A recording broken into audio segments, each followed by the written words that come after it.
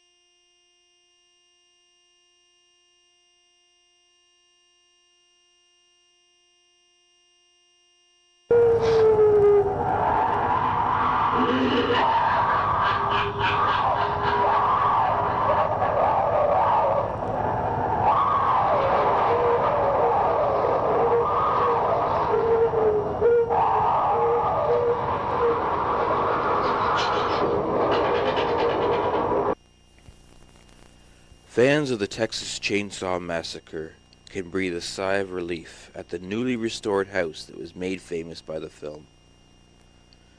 The old Victorian-era house was spared from destruction, moved from its former location, and is now being used as the Four Bears Restaurant, a popular eatery in Texas.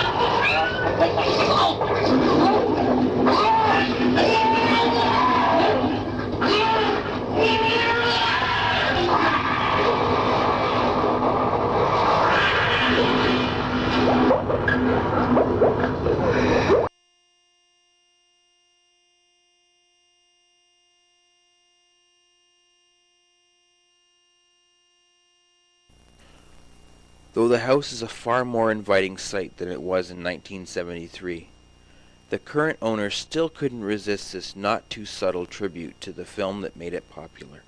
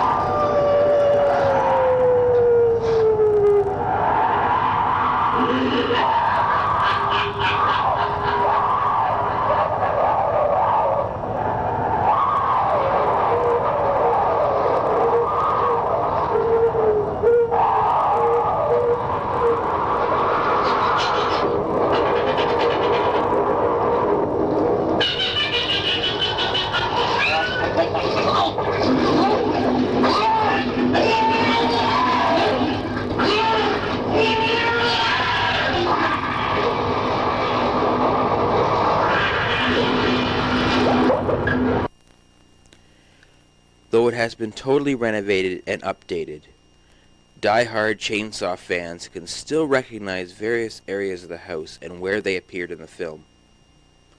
From the dark staircase to that doorway to death, the integrity of the house remains.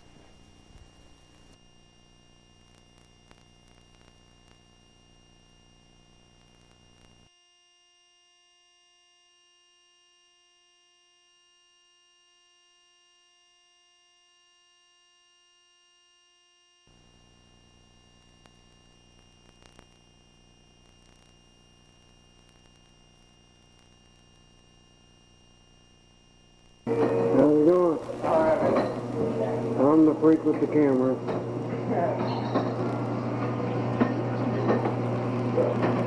Yeah, both of y'all were here last time, right? We're always here. Yeah, I was always here. Oh, we hear that a lot. Okay, what were you saying about the windows here? Yeah, two windows back there. You can see them from the outside of the building, but you can't see them from the outside. Oh, okay. That gives you the perspective. Yeah. How's it going? Good. So, in the movie, where was the meat hook? Was it like right? Yes, sir. Right about I here. knew it was right in there and to the left a little bit. And I think the door is right around. Because this was the kitchen. I remember there was a counter and then where you had the chainsaw sitting. That's, yeah, because that was the windows he's talking about. Okay.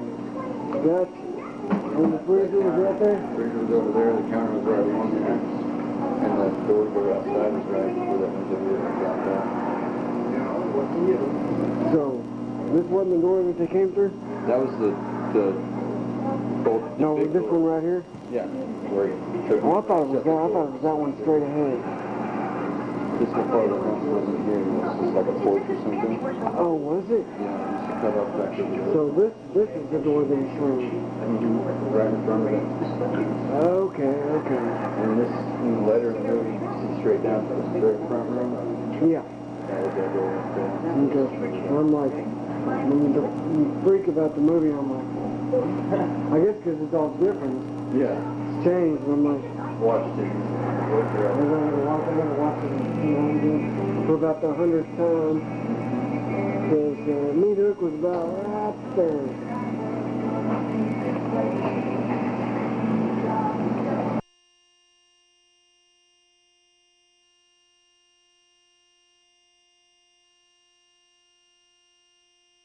The whole time I've been thinking it was that door that he slammed, with the metal door. And it was this one? Okay. Yeah, they removed, I think, kind of cut it off right at the end of that, and had the door slammed there, and they frozen in this door. Okay, yeah. That's what I think. That does make sense. Let me. It cuts off right here. Yeah, There's no other way to do it from yeah, because there wasn't no. Because that part of the house wasn't even used, was it? Which was the room with the feathers? Where Pam fell? In front of the dining room?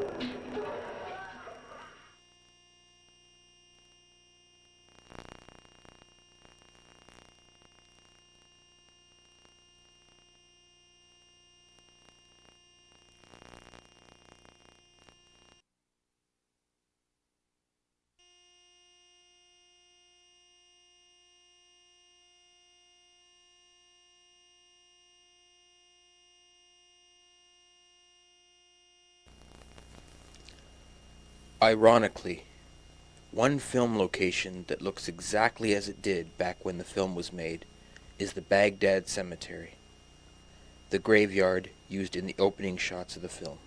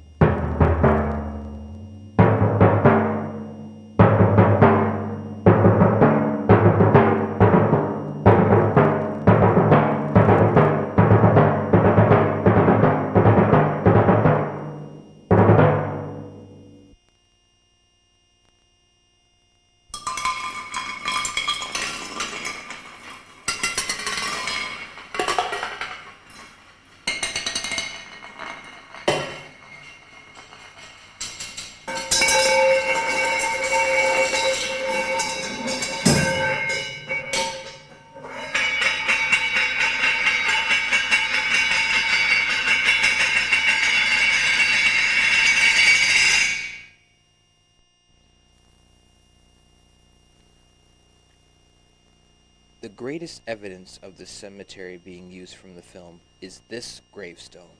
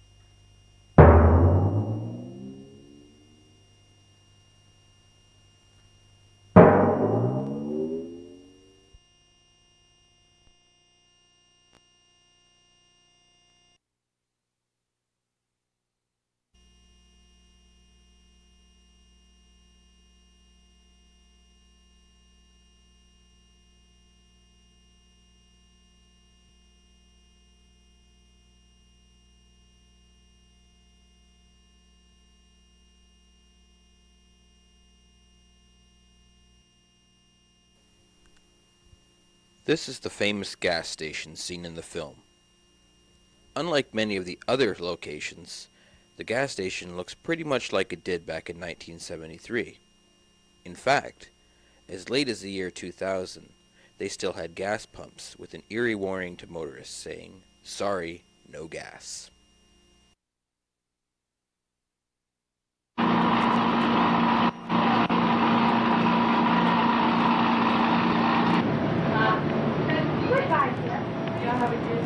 Okay. 84.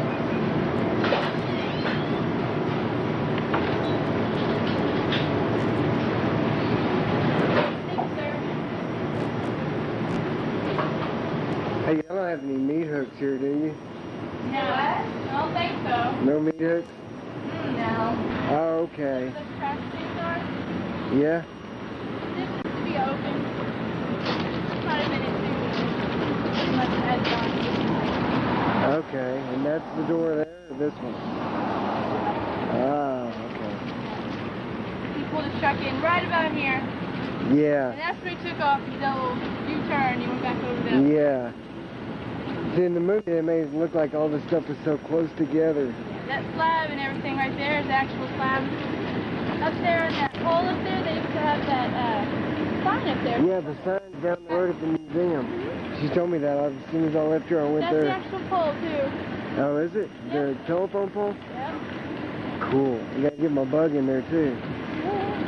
Before I get it painted, I'm getting it painted in a couple weeks. Yeah.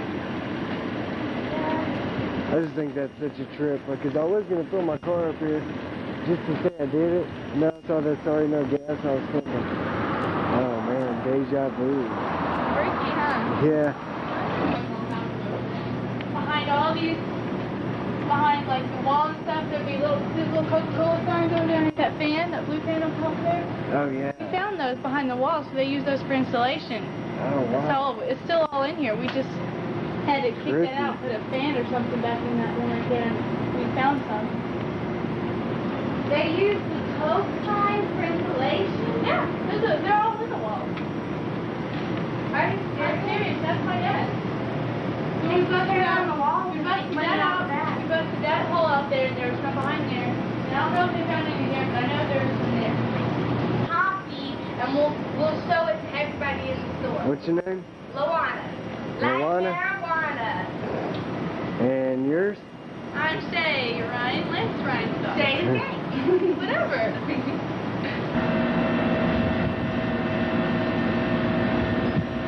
Shows the depth of the flavor. Yeah. God, I think it zooms in.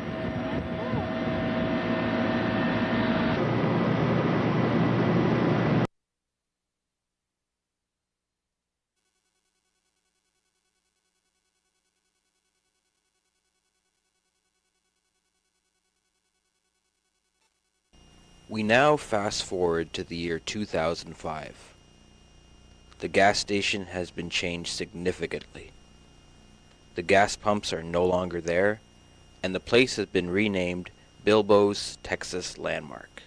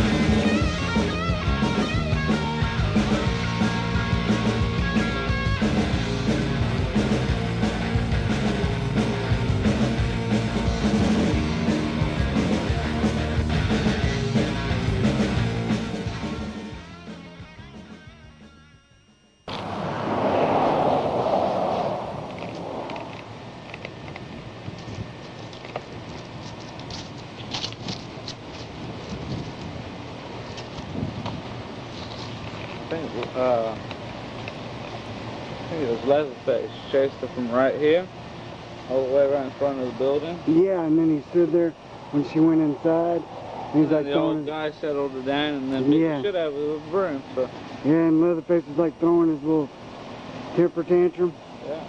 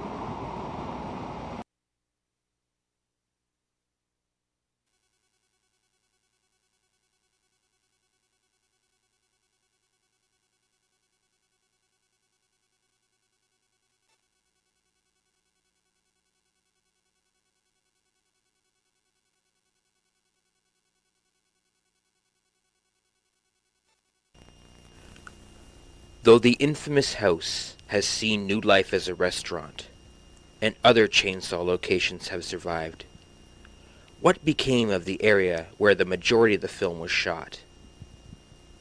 We now journey to Old Country Road 172, a now closed stretch of asphalt that is slowly disappearing with each passing year.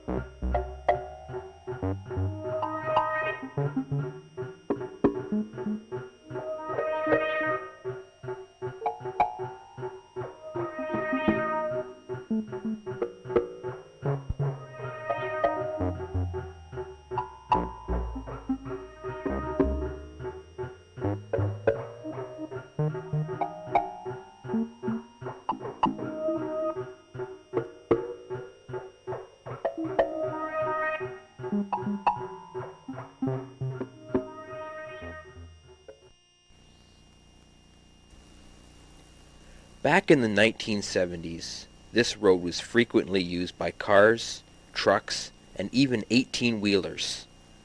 Now, only the odd farm tractor puts it to use.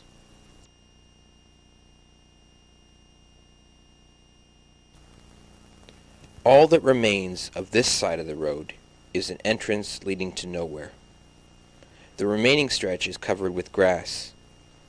It's hard to imagine that this was once a well-used road.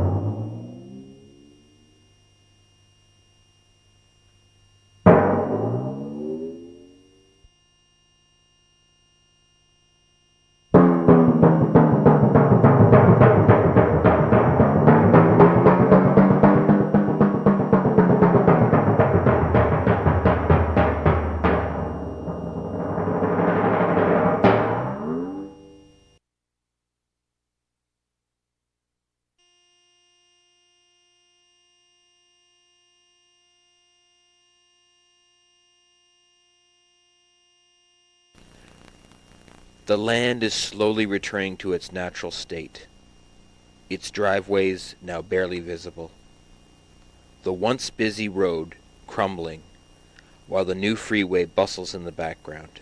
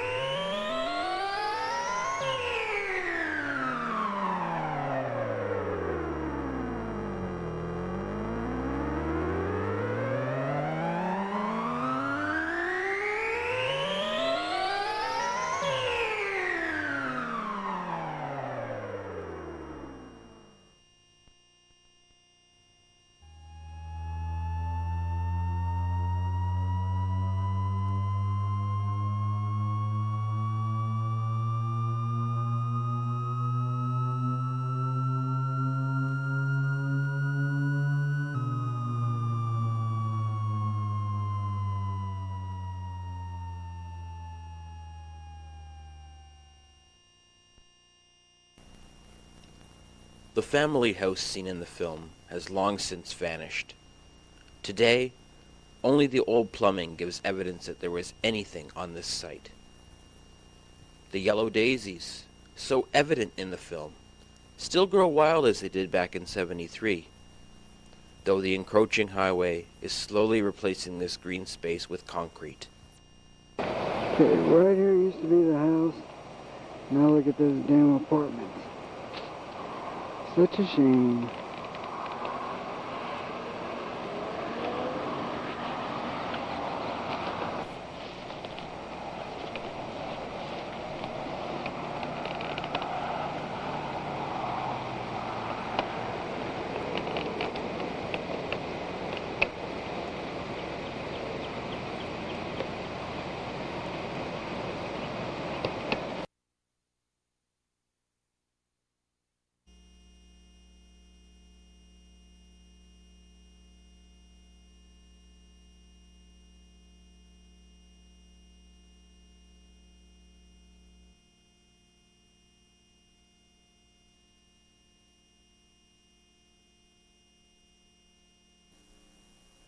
The derelict grandparents' house seen in the film has long since vanished, destroyed by fire many years ago. Today, only a pile of rubble gives evidence that there was anything on this site.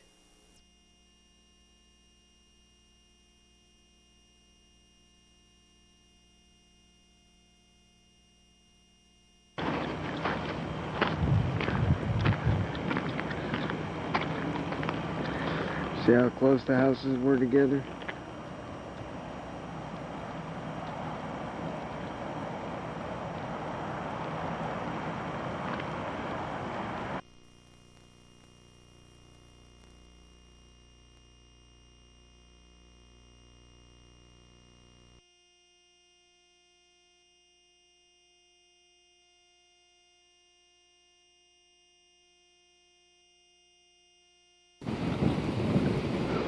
Okay, right about here somewhere, excuse me, where Leatherface does his famous little dance.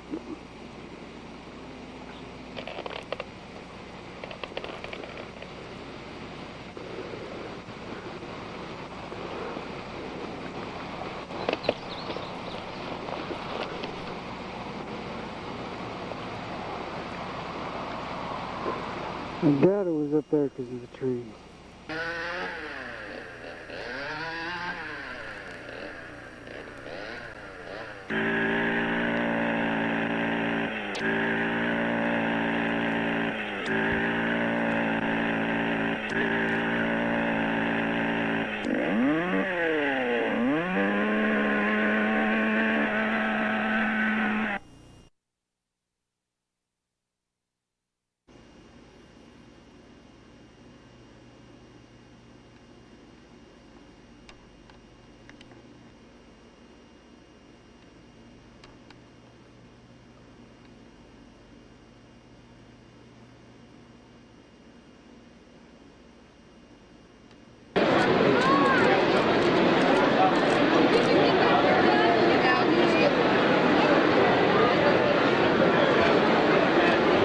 Mr. Hansen, you've been to Quick Hill since the movie was filmed. I mean, how was that experience? Was it anything similar to back in '73, or is Oh no, it was completely different when we went back because first of all the road had been bypassed, so it didn't feel the same. I mean, Tim had already found the road. We went up and walked up the old road, and then of course the house was gone.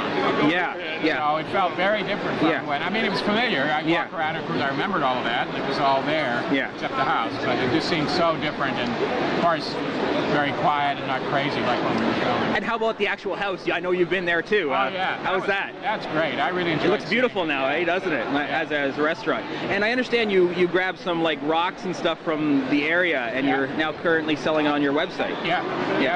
We got a bunch of them, and we sell them on the website with a certificate of authenticity, which shows a picture of the. Okay. Yeah. And any fans would be able to buy it from your website, or okay.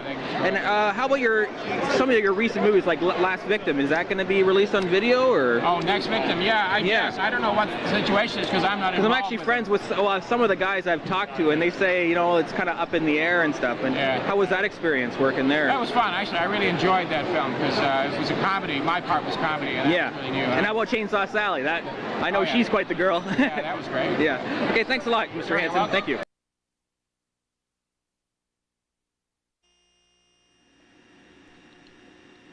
What now follows is an excerpt from an interview conducted with Todd Weinecke from Dark Sky Films, whose parent company, MPI, is the official distributor of the Texas Chainsaw Massacre. The interview was conducted in August 2005 at the Festival of Fear in Toronto, Ontario. Dark Sky Films, and not all. Dark Sky Films is a subsidiary of MPI Media Group. We specialize in horror films such as The Manson Family and Henry, Portrait of a Serial Killer. Absolutely. And we also have other films, smaller films, but we also have Texas Chainsaw Massacre. Yes, the Texas Chainsaw Massacre. Now, how did you acquire the rights to the Texas Chainsaw Massacre? MPI, which is our parent company, has had the rights for Texas Chainsaw off and on for about 15 years, dating back to the mid-80s. So what does that allow you to do with the movie? Like, can you, let's say, for God's sake, you have to change it around or something, re-edit it? No. Yeah, we would never edit. That's always in the contract. Well, not only is it in the contract, if it's not, we never ever re-edit anything. And apparently there's a new disc coming out, apparently? There is. Next year, in October 2006, we'll be doing it's at least 2 discs at this point. It might actually be 3. A special edition of Texas Chainsaw Massacre, which will feature 5.1 the first time. It'll feature, it's a high-def transfer from the original 16mm negatives. Okay. And was there going to be any commentary? There will be commentary. There's a new cast commentary from everybody who's involved with the film, including Franklin, who was unfortunately passed away. Yes. Oh, okay. That's great. And when will we expect it to come out? What date? October. Well, we're kind of trying to tie it in with the prequel that's being made. The sequel to the prequel. Oh yeah. No, it's a prequel to the sequel. Yeah, it's kind of weird. And also, what is it you find that appeals to Texas Chainsaw Massacre over 30 years after its release? I mean, so many films released around that time, nobody even knows anymore. What's it about that movie? The reason that Texas Chainsaw Massacre has the lasting legs that it does is because the horror, it's implicit. It's not a gore film. nowadays. People say, oh, it's so bloody, it's so bloody. No, there's no blood in it at all. And what other releases, like in the future, will you be releasing, movie-wise? For any fire ranks any other films? Or? We do. In addition to Texas Chainsaw Massacre, we have Toby Cooper's second film, Eaten Alive. Okay. We also that have, also has Marilyn Burns in it as well. It has Marilyn Burns, the great Marilyn Burns, who's near and dear to my heart. It also has Kid was written by Ken Hank, who also did Texas Chainsaw. Great. We also have a Japanese anthology called Scary True Stories, which a lot of people, including Takashi Shimizu, is the director of Ju-On the Grudge, Deo Nakata, who did Rain. They are all the ones who say that this is a series of horror films. That's wonderful. Thanks a lot. My pleasure.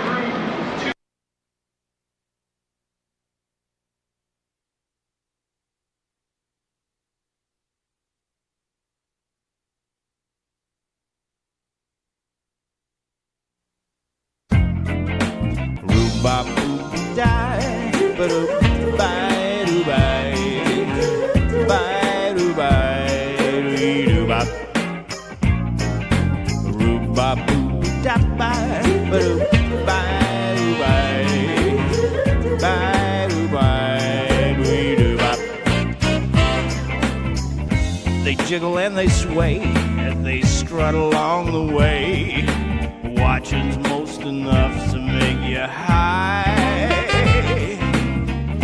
The shimmering locks, not what brings the bucks, but I'll always be a fool for a blonde.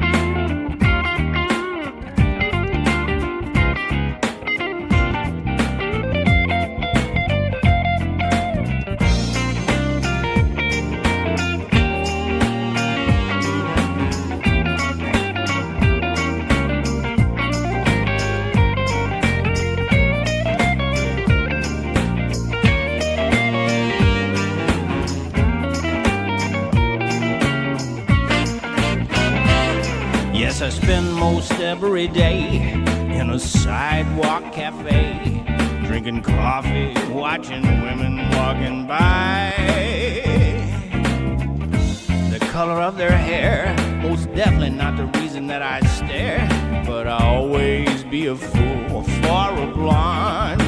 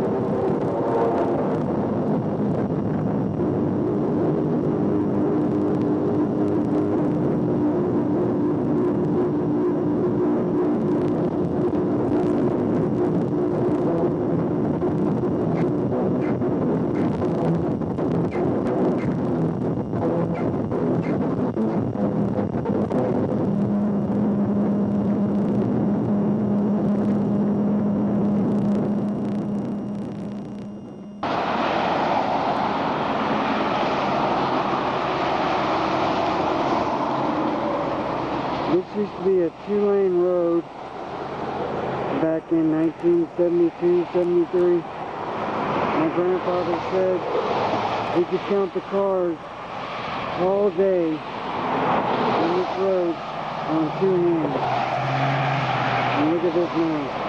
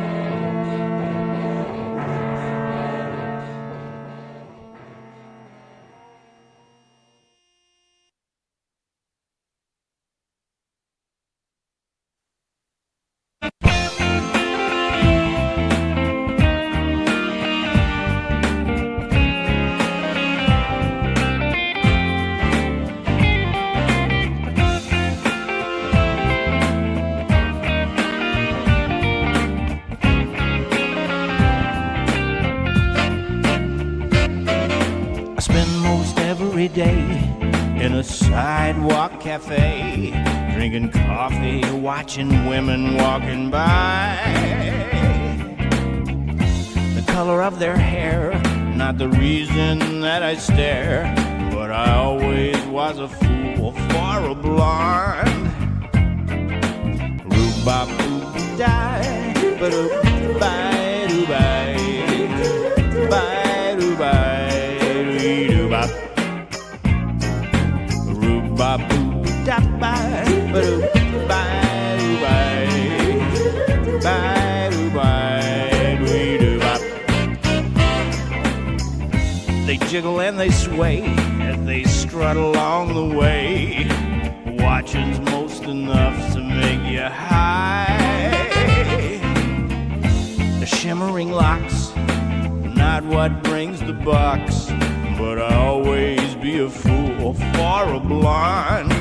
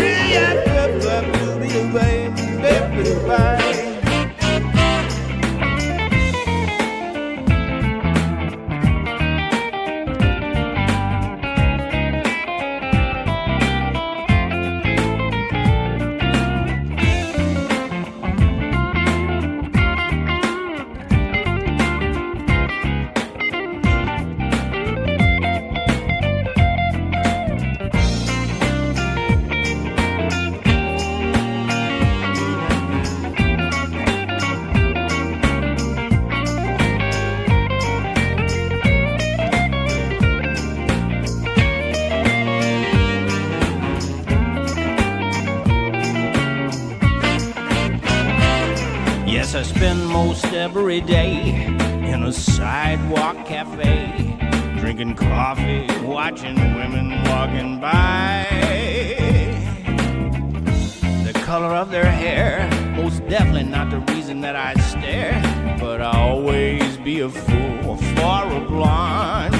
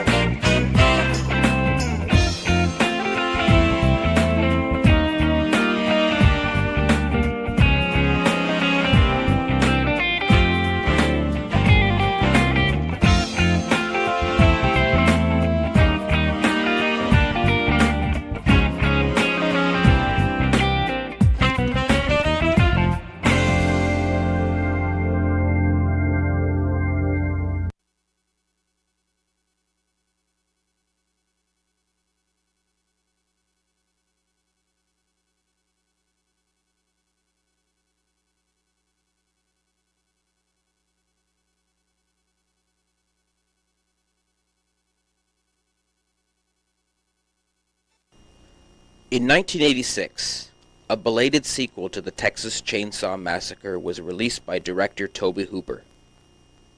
It starred Dennis Hopper, Bill Moseley, Bill Johnson as Leatherface, and a returning Jim Sydow as the cook. Though not as popular as the original, Texas Chainsaw Massacre 2 does have a very loyal fan base. Here is the film location, widely known as the Matterhorn, a closed-down amusement park. The location is now an RV park, which hardly resembles the park seen in the film.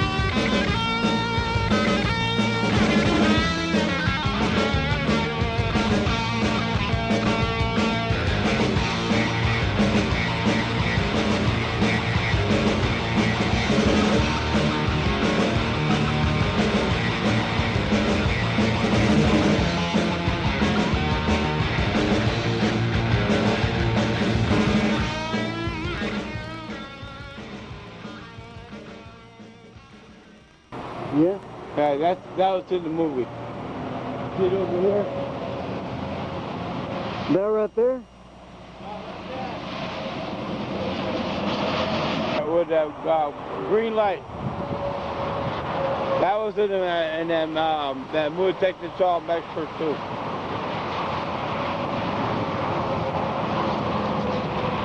Okay. Yeah, I just wanted to get a little bit of this. Hell, you never know. Either he wants to be in it. Lou Hernandez? All right. I got you. All right. There's the office. Yeah, let me see.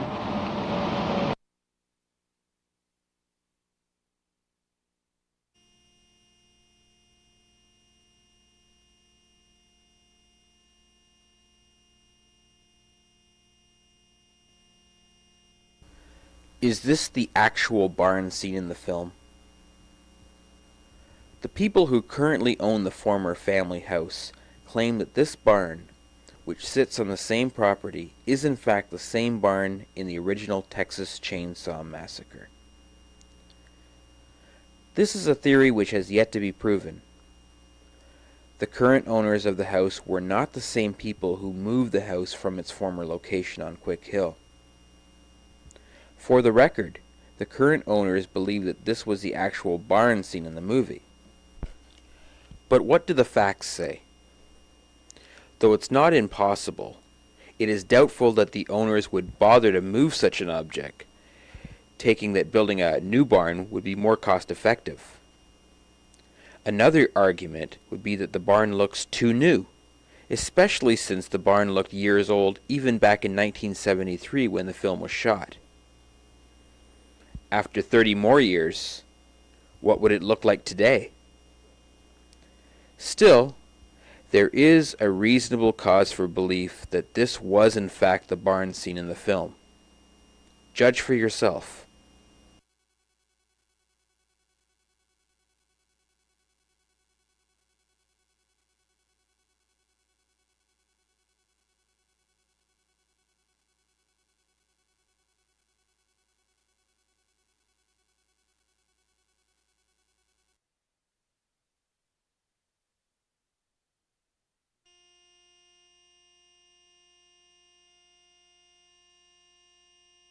I think Jerry and what's her name went through. That's the hill they ran down. Close to the house. Actually right behind the other house. The old, I guess, dried up pond.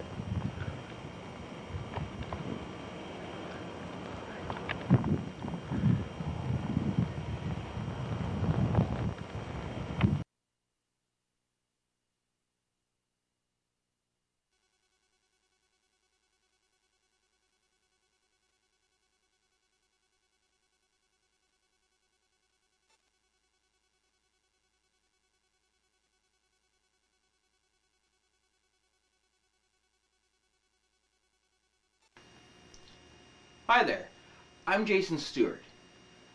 I'm the narrator of Return to Quick Hill.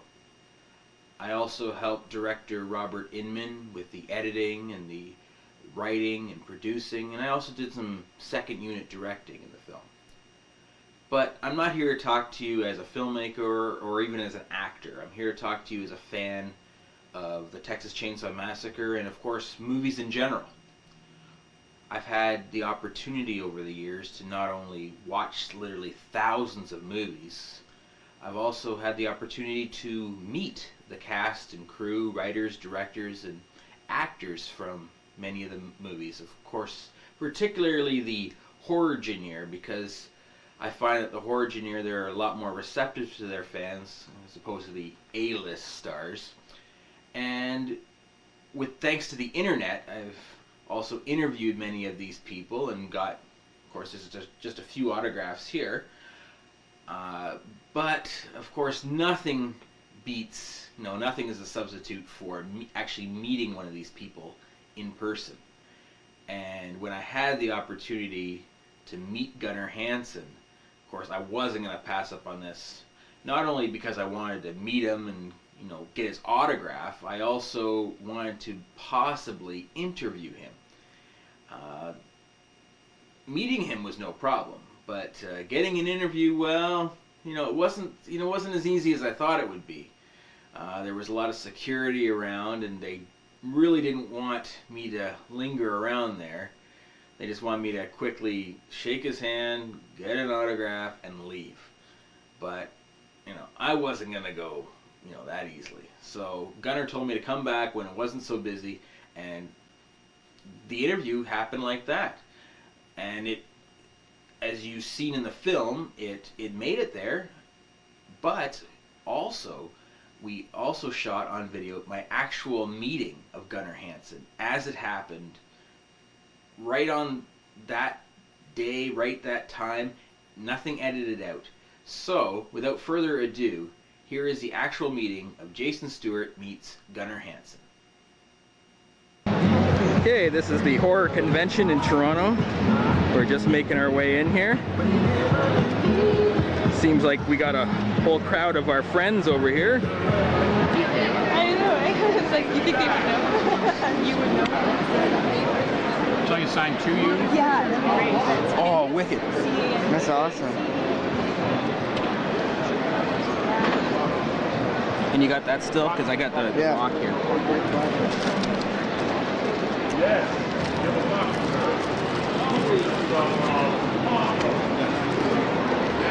That's okay. It costs like $10. So. Oh, thanks a lot. Thanks for coming by. I met Bill Moseley. Yeah, I met Bill Moseley. Now you have to put I met Gunnar Hansen. Yeah, I know. I can put I met. And it hurts. Yeah, I know. I'll have to pay you back, okay? It's a good one. Hi, how are you? I'm Jason Stewart. I'm actually a friend. Yeah. I conducted his final interview with him, and he was quite a nice guy, that's for sure.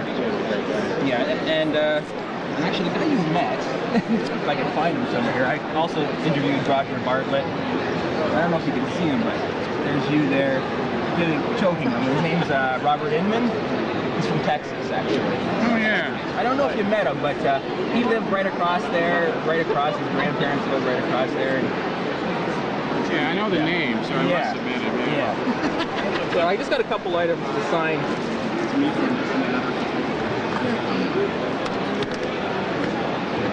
This is actually a rock that was taken from Quick Hill.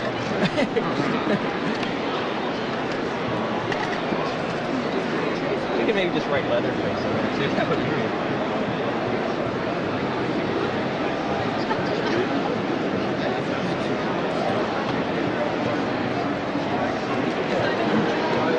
Not off. 20 on you?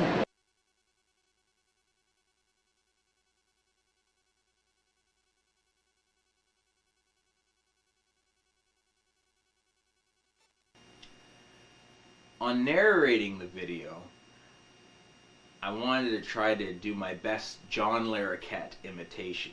Of course, that was paying tribute to the original Texas Chainsaw Massacre, which, as fans know, John Larroquette, the actor, was the narrator. So I attempted to fool the audience into thinking that we hired Mr. Larroquette and this is his actual voice.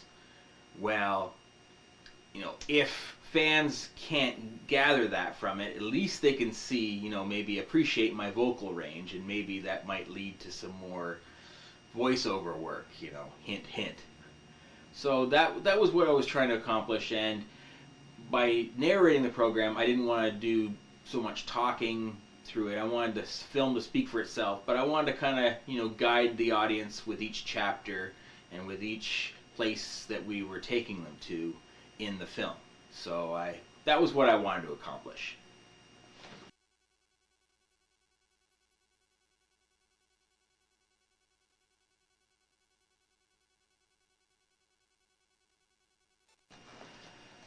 Well, how the film came to be, well, it was really a fluke. I used to do lots of independent films, and, you know, of course, as a filmmaker, as a actor, my my most well-known work is the Trespassers series. But I hadn't done it in about 6 years. I hadn't done any new projects because I had a few bad experiences, and I said to myself, unless somebody was really dedicated and it was a quality project, I wasn't interested in doing anything else. But then I got talking on the internet with a fellow chainsaw buff, Robert Inman, who mentioned that he had a lot of footage that he took at Quick Hill, and of course a big light bulb went on upstairs, and it just, before you know it, I was getting these tapes in the mail and editing them all together and shooting some branching footage, and before you know it, I was interviewing Gunnar Hansen, and the rest is history.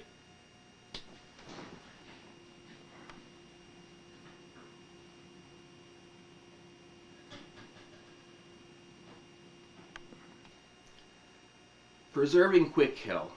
I think it's very important. If you're a fan of the Texas Chainsaw Massacre, it's very sad. I mean, if Robbie had done this film, let's say 15 years ago, the area would have resembled pretty much what it did in the film. The house was still there, and the road was, I believe, still used. But in the last 10 years, the house has moved, the road has decayed, even the driveways have all grown over. But that's not the greatest fear what's going to happen with Quick Hill. The latest news is that it's going to be bulldozed, and houses will be built on top of it, so there will be nothing left of Quick Hill. As late as 5 years ago, people had been taking, there was like rocks, foundation that people were taking, for souvenirs, and there was lots in abundance. I mean, parts of the foundation of the houses were still there, but now there's nothing. So, and I don't think that's a bad thing, because at least parts of what used to be are circulating, and I think it's great to preserve these things, like artifacts from, a legendary film, because the area will be no more. So I think it was important for us. What we're doing is we're preserving the memory of Quick Hill before it's gone forever, and that's what appealed to me. While doing this film, I thought it was very important to show people, the film locations before, nothing is left of them at all. So I think the real message in the film is, here's one final look at history. So I just hope we accomplish that.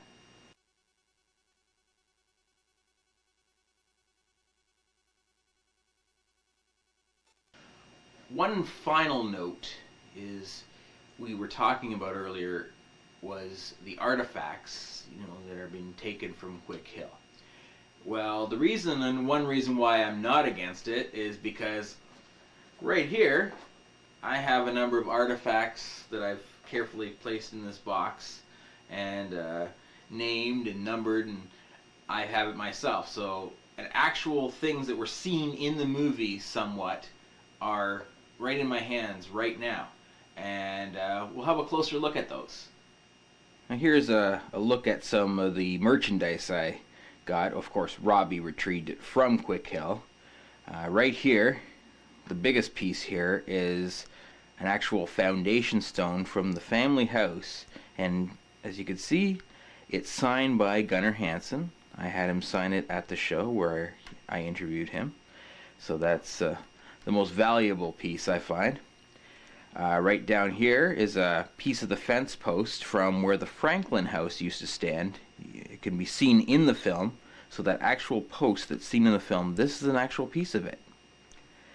Right here, that is asphalt from Old Country Road 172, and so that's pieces of asphalt from the old crumbling road. Right down here is smaller pieces of the foundation, house foundation stones. Right here is a nail from the fence post. Of course, that fence post you can see in the movie where Leatherface is chasing Sally. And of course, that is the chicken wire from the actual fence.